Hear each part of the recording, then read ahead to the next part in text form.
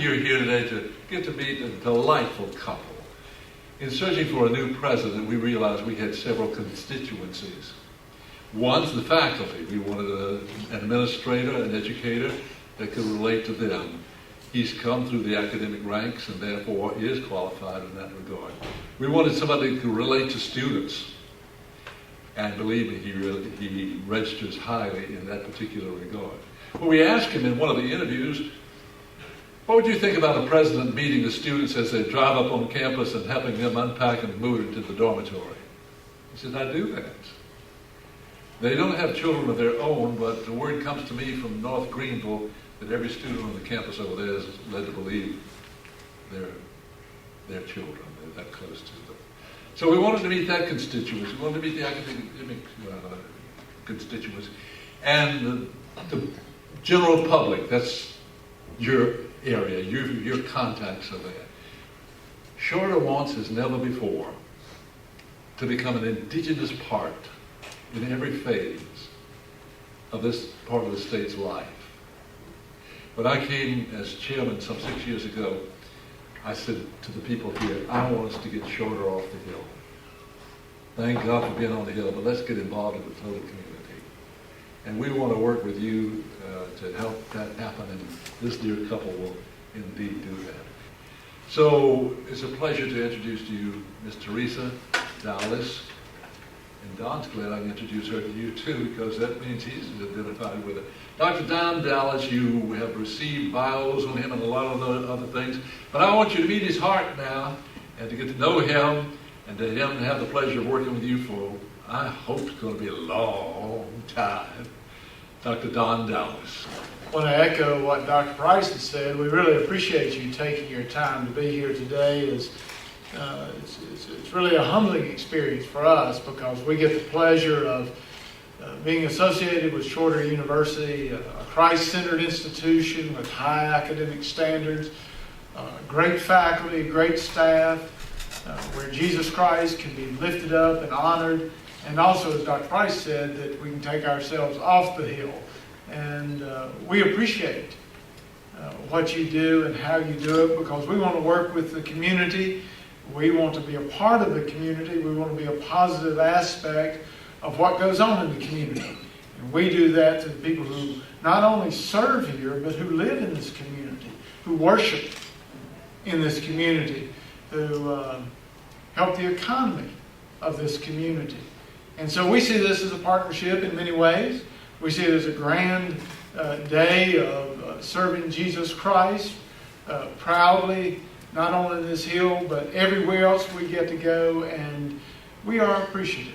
I will continue my position in North Greenville, but also we'll use other time to prepare ourselves, working with the vice presidents, getting input, getting updates, and familiarizing ourselves with the area and the people and the structure of the university.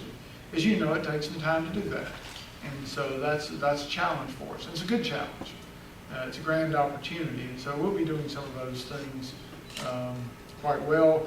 Since my background is already in academics, some of the things that universities do are very similar in how you do them. There may be a local flavor to how it's done, but most of our schools are a lot alike in many of their processes. North Greenville would have more residential students. Shorter would have more of the adult students. And it depends. Charleston Southern, there was a sizable adult population there as well. A smaller residential. They've grown sizably. So there's a good mixture of residential and then off-campus students or adult students. So they're similar institutions. Shorter, as I said, has a much greater adult population. But in terms of our focus, there are a lot of similarities. North Greenville, as I said, has a larger, they have about 1,400 residential students, population of 2,400 students.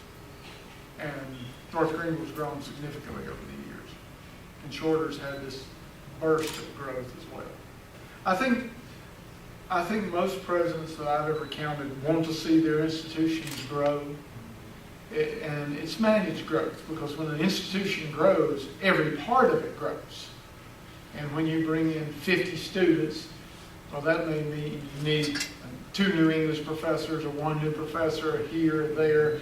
Well, if they're an athlete, then their needs there, facilities needs, and so all those things have to be weighed. But you want positive growth because we believe in the mission of who we are is an educational mission, but it's also a spiritual mission. So when a university grows like this, it grows everywhere. It expands not just this little bit, but it expands in every aspect. And so you have to manage those things. And there are challenges, but there are opportunities as well. I think I will say this, I've had the privilege of working with the greatest college president in America, Dr. Jimmy Epstein. Dr. Epstein has a passion for what he does. He has taught me to be a good leader, to be responsible, to listen. You learn a lot watching people of that ilk and see how they handle situations, their demeanor, their spiritual life. I've learned organizational skills.